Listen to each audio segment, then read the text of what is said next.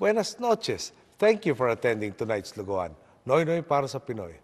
It's true our opponent might have billions to spend in this campaign, but I believe he cannot match the passionate commitment of our volunteers who, with their sacrifice, undoubtedly will lead us to a better country and society. Volunteers ask us, what is it that they can concretely do? And I say, start small. Try to find 3 undecided voters. Convince them by delivering the message of a clean, transparent, and accountable government that will do away with corruption and provide every Filipino the opportunities for improved health, jobs, education, and opportunity for a better and decent life. Kung walang corrupt, walang mahirap.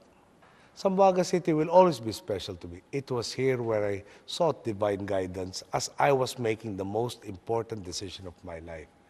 Zamboangueños welcomed me with open arms, and for that, I will always be eternally grateful. Muchas gracias.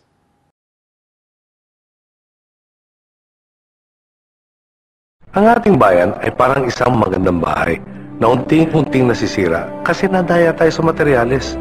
Nakurakot ang pondo. Ganyan din ang epekto ng korupsyon.